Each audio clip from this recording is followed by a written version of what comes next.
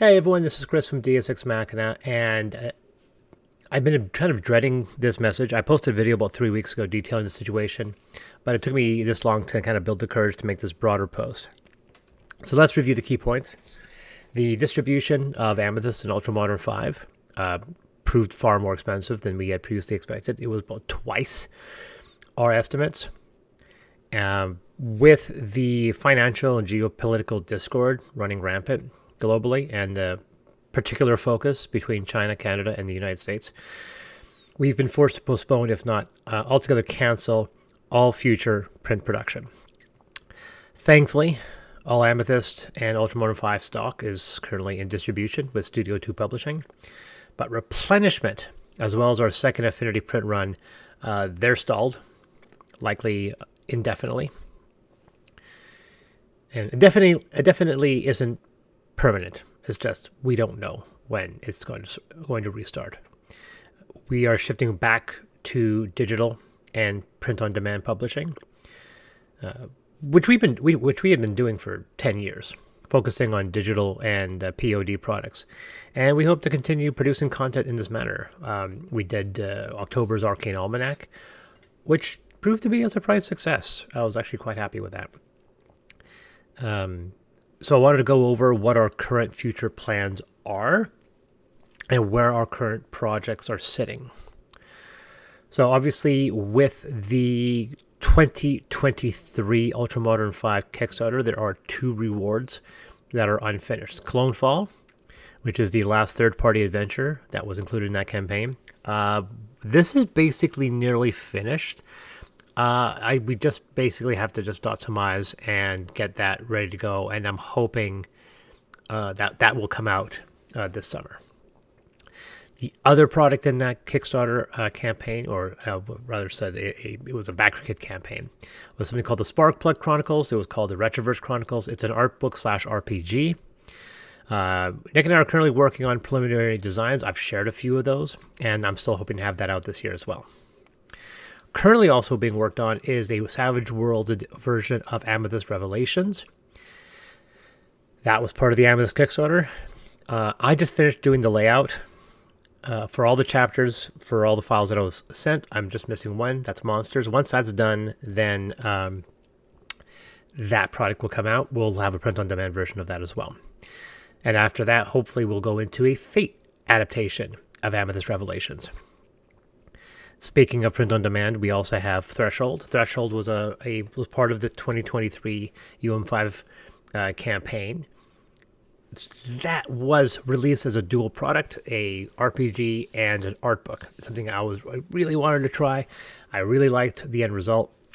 The problem is we released the art book as a 10x10 book, and Drive-Thru RPG does not offer a print on demand version of that. They only offer an 8x8, and I tried adapting it to an 8x8. It just didn't work out so well. So we are instead going to do a print-on-demand version of it through another printer rather than Drive-Thru RPG's in-house system. But to do that, we actually had to redo the layout in a 12x12 format. So it's not going to be cheap for those people who want to pick it up. But if you're interested and want this big 12x12 art book, kind of a coffee table type of book, then that's something that we're going to be working on. All I need is a cover wrap, and it's going to get released. That brings us to the Affinity audiobook. Now, this is a long-suffering project that refuses to die. Now, we have 80% of the audio recorded, with only one character apparently being nearly impossible to cast. We have a couple people on our short list, hoping one of them works out. And the role of the narrator is going to be handled by myself. I was hoping to have a professional voice actor do it, but it looks like that's not going to happen. We still plan on releasing it episodically. I do have a new engineer, so let's hope that this does eventually come out. At the same time, we've also been working on the UM5 Bestiary, or the Xeno Bestiary, but I think it's just called the Bestiary now. 405 e-monsters derived from 15 years of our publications, a bunch of new ones as well. 400, it's actually closer to 440, if not more than 440. And if that does well, I want to release an armory, which is the same thing, but instead of focusing on monsters, it focuses on all the technology that we've put out, all the guns, all the armor, all that stuff, compiling all of that into one single book, taking everything from Ultramodern and Affinity and all the other stuff. There's another art book that I want to do. It's kind of a spiritual follow-up to Sparkplug, and it's called The Dream of the Tempest. That's something I would love to work on. But I also want to get back into literary writing. Specifically, Affinity has a book 2, and Amethyst has a book 4. I don't know which one. Actually, I do have an idea which one I would rather write. But I am open to feedback of which one my audience would rather see. Unlike certain authors, George R. R. Martin, I'm open to feedback on what people would rather read.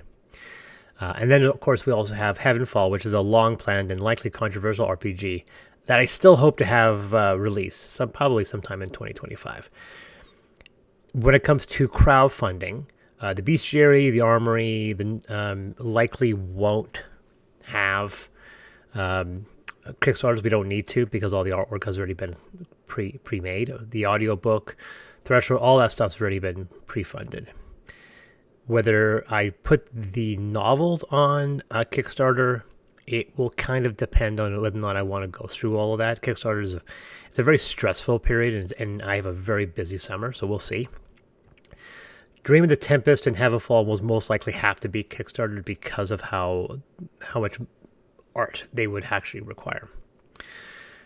Now, while we haven't eliminated offset print production, we don't know how we're going to facilitate it.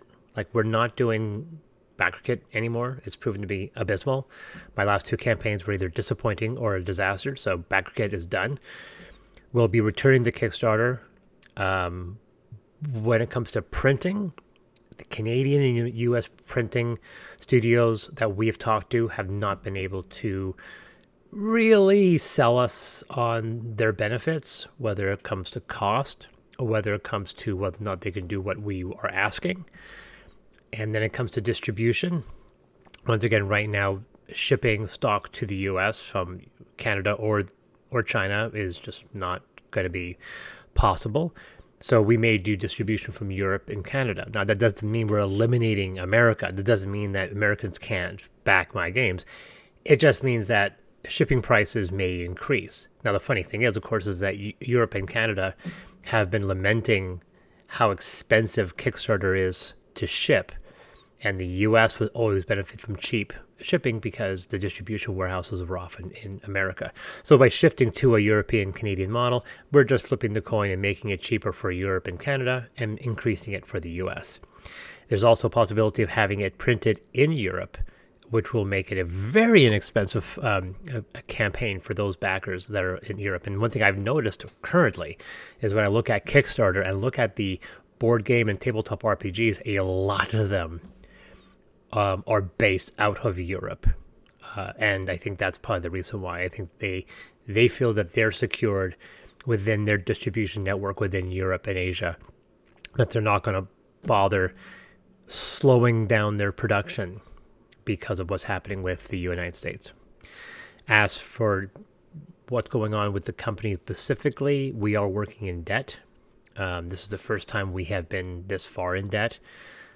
We've always had a surplus because we've always had good sales. But this distribution model, everything that's been happening, we got hit with tariffs with our last print production, which kind of really hurt. So I've been forced to use my secondary business to help keep aspects afloat and to fund future products. So outside of my release schedule mentioned above, I'll do my best to compensate backers with unfulfilled rewards. Not that there's actually very many.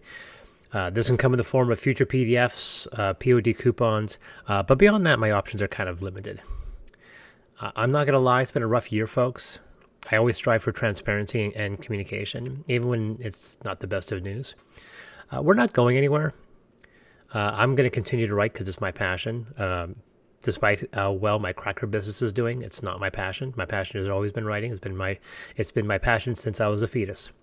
But I do apologize for the situation. I hope we can recover over the next few months, and you will be seeing some products from us quite soon. Anyway, this has been Chris from Dias Ex Machina. Thank you again for listening and for your support, and I will talk to you all again soon. Bye.